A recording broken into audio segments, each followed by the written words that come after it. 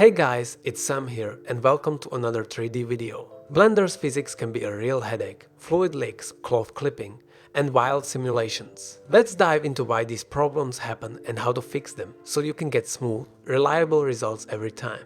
But before we get into it, I want to give a quick shout out to our website, 3D.design, where you can find all the professional quality 3D assets your business or portfolio website might need. Link in the description below. Blender simulations can be notoriously tricky, and the main reason boils down to their sheer complexity. With an overwhelming number of parameters to tweak, even the smallest oversight can completely change the outcome. This isn't limited to just the physics tab. Factors like scene scaling, mesh geometry, and other hidden details all play a crucial role. On top of that, simulations demand significant computing power, and the lack of immediate feedback adds another layer of frustration, as baking simulations ties the preview time directly to your system's capabilities. And while Blender's simulation tools are powerful and have evolved over the years, it's important to remember that Blender isn't a dedicated simulation software like Houdini, which specializes in high-end simulations. It's just one tool in Blender's vast toolbox, making it more challenging to achieve flawless results. With that said, let's see how you can fix some common issues in the different types of simulations. A common theme with simulations is that the scaling of the scene needs to be correct. So remember for all the types of physics that Blender does not do well with small-scale simulation, so it is best to scale up your scene for the best results. Now, if your cloth sim is failing, there are a few things that could be wrong. Firstly, make sure that all the objects needed for the simulation are marked with collision or cloth respectively and have their respective transforms applied.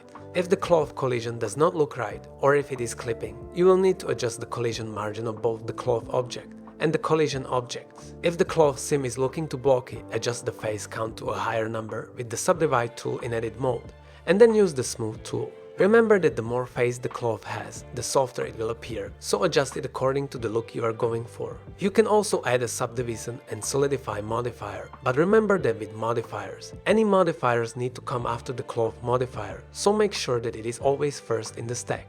Also, it won't work with the mirror modifier active, so apply those before starting the simulation. If your cloth or collision object is single-sided or planar, remember to check that box, otherwise the result could be incorrect. If your cloth is clipping itself, remember to put on self-collisions. Although it is worth noting that the higher the face count of the cloth, the lower the value should be of the self-collision margin, because if it is too high, the cloth will just crumple into itself.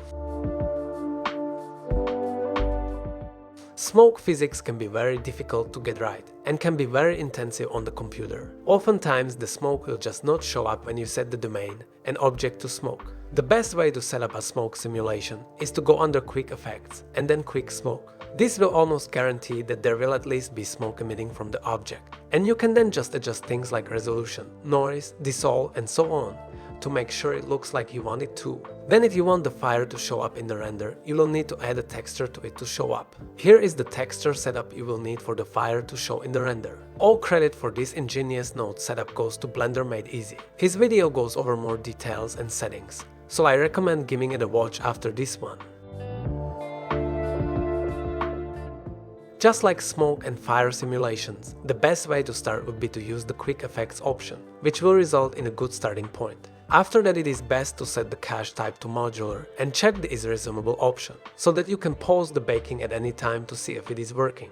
Then to have your liquid interacting with the objects you need it to, you will need to set those objects as effectors. Then check the mesh option, so that you can get access to things like shade smooth, and possibly the subdivision modifier if your system can handle it. Then, in order for you to see the simulation, bake the data and then bake the mesh. For the best results, try to turn the resolution up to at least above 264, at least for the final render. If the splash is too small, try decreasing the size of the domain, and vice versa. If it is not interacting properly with the right objects, try using a simplified version of the object with similar dimensions as the effector and hide it from the render. Remember to check is planar or single-sided if applicable. If you want a continuous flow, set the flow object to inflow, and if you just want it to drop in shape like the flow object, use geometry.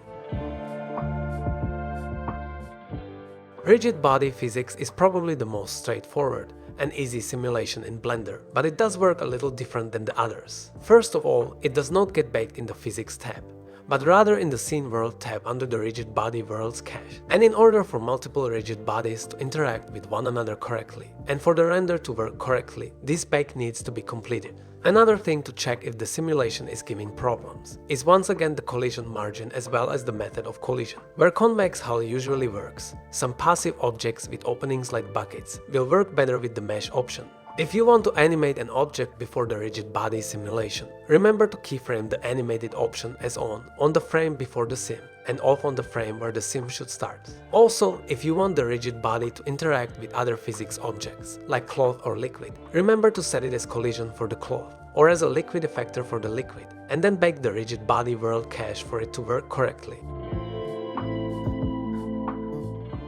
Soft body physics can get rather complex, especially when you start using them for chains or cables, but we will just keep it basic for this video. The first common issue is the object just becoming bouncy, but still floating in mid-air, and to fix this, all you need to do is to uncheck the gold checkbox. Like with the cloth, phase count is very important for soft body simulations, so adjust it according to how soft you want your object to be. If your object seems to be collapsing in on itself, enable self-collisions, and play with the settings to get the desired result. You can also adjust the bending and plasticity sliders until the end result is fitting to your needs. There are so many more possibilities with the Blender physics system, and we only covered a few issues you might encounter, but hopefully this video helps you to create your next stunning simulation.